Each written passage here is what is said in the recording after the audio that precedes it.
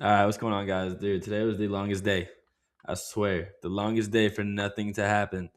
We had a nice drop, right? Technically, we could have just taken this reject off the highs, saw it happen, didn't take it, and that was the trade of the day, man. Tried to grab the retest, didn't happen, didn't work out.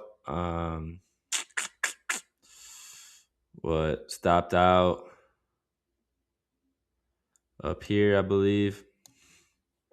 So nothing crazy. That meta trade that we swung didn't work out. We opened nice. We entered. This was our entry the other day at that 670. We popped up. We popped up a good $10. So could have sold right there for a little loss and ended up stopping out right here. So you know, I would probably say like between yesterday and today, those were both two like together two losses, right? And then Tesla, I took a trade on Tesla today, which I took a break and retest of this 432. I thought it was moving very strong and ended up stopping out right here as well. So this stop out could have been the reversal, right? I mean, it was, but this is where you stop out and then re-enter right here. But that didn't happen. So like I didn't go back into another trade because technically that was my third loss of the day. So with that being said, in the chat, even with the watch list for a day like today, if we go to see what happened, this is this is how you can tell when not to trade. Like really, it was a great rejection at the 617 level, and we definitely called it. I said above 617 to 621. So that almost probably faked people out when it broke above. Um, but we also had this pre-market range right here, and I don't like doing that. I don't like trading like within the pre-market range, even though it did sweep the London lows perfectly. So misread on my part today. Just didn't really fit my criteria, so nothing there on the QQQ trade. And then below 610 to 605, by the time we hit 610 and retested it, it didn't look good, right? This looked like a reversal pattern right here. This looks like a little morning star.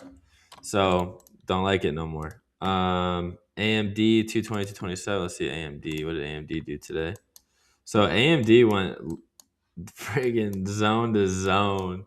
That's what I was saying. Everything was an inside day today. So they were all rejections today.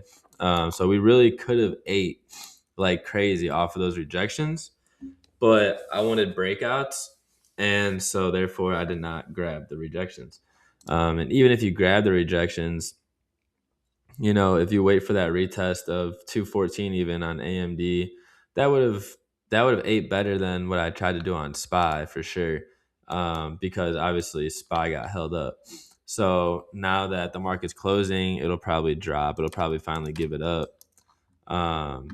which it usually happens. But I definitely wanted to target like 682 if we get 688.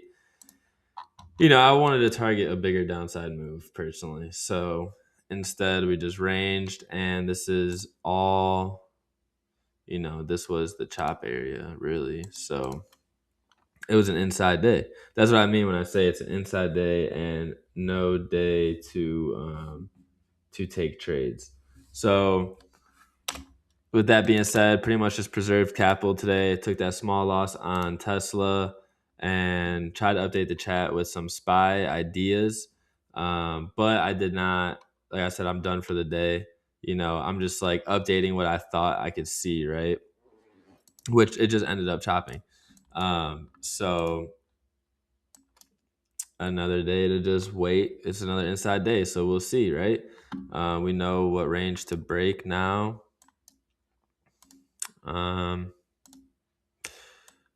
Yeah, nothing was really good. We literally stayed in between 617 and 610. We stayed in between we stayed in between levels all day today. So that's when you know not to trade, right? Days like today, people over leverage and they give back way too much and blow their accounts, or, especially a small account definitely can blow it. So you got to be careful on the days like today. So like I said, we do this every day. If you guys want to know more, like, comment, subscribe, share, tune in. I go live every morning to give a game plan of what's going to happen. And let's go.